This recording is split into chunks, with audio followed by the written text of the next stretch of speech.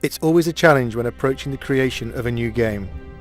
There is pressure to do something different, to lead the way, to deliver even better characters, environments and stories. Over the years with Tomb Raider, each adventure has broken new ground and taken the player to even more exotic locations and arenas.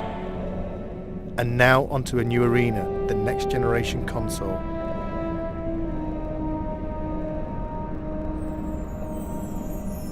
Our vision is to take the player somewhere dark, a place they might not necessarily wish to go, but a place that they'll have to venture if they want to bring Lara back.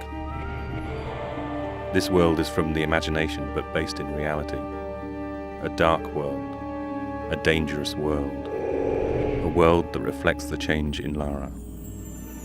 It will be a new experience, one that will almost be shocking to people who have played Tomb Raider in the past. From the catacombs of the Louvre to the alleys of Prague, we searched for the seedier side of life. A world that you wouldn't normally see Lara in, but a world that she has no choice but to inhabit.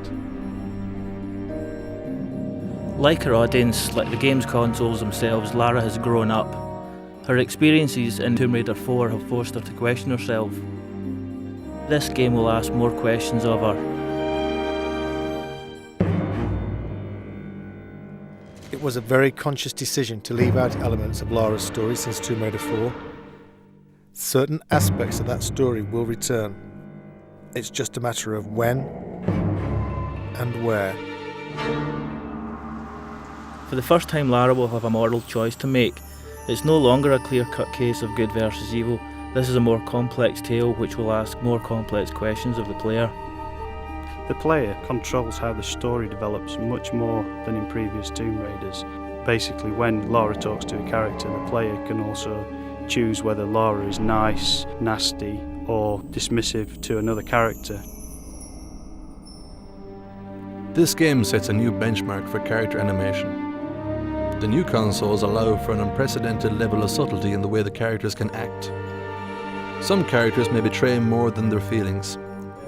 In this world, the player should look as well as listen. The advancements in game technology allow for much more complex movement from the characters. They have spines, joints, they even have fingers. They move in different ways. We borrow these movements from real people. The man on the A57, the woman on the bus. They travel much further than they think.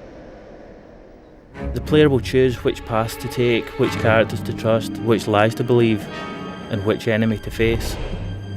Some enemies may become allies. Some enemies may become something far worse. Certain enemies have taken years of conception, gestating through design and redesign. I am the first to see them born, the first to guide them through the early stages, their first steps, their first kills, until they are finally unleashed upon the world.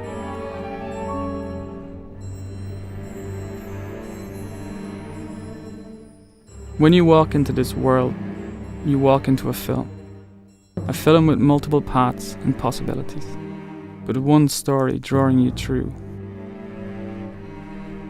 This world begins in an act of darkness. How this world ends is up to you. This is a world of shadows. There is a shadow on Lara. He watches, waits, he bides his time. His name is Curtis. He wants revenge. And Lara will help him extract that revenge.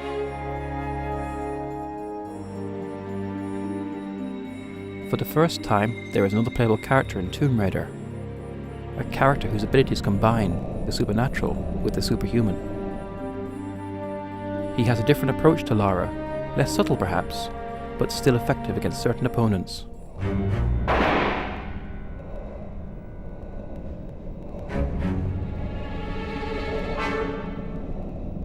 It's a much more intelligent game for the enemies as well as Lara.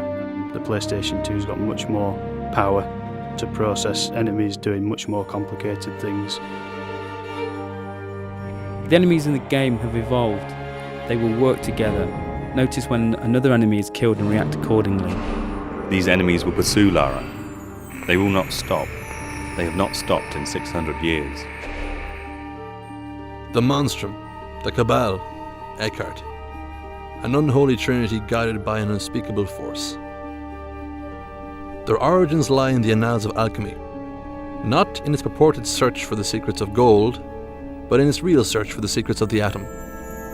If you control the atom, you can control life. You can create life, and you can steal life from others.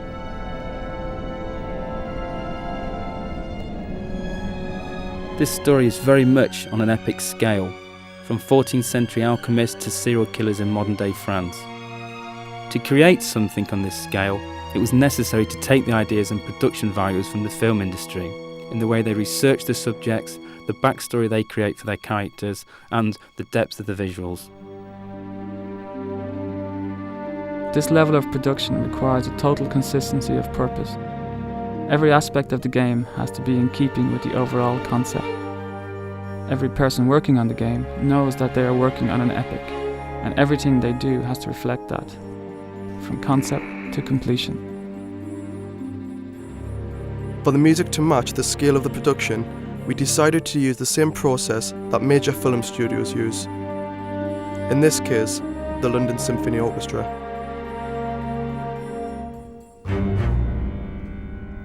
It's an overwhelming thought having your music played by 84 of the world's top musicians, but the effect of the music when playing Angel of Darkness will be well worth the shredding of our nerves.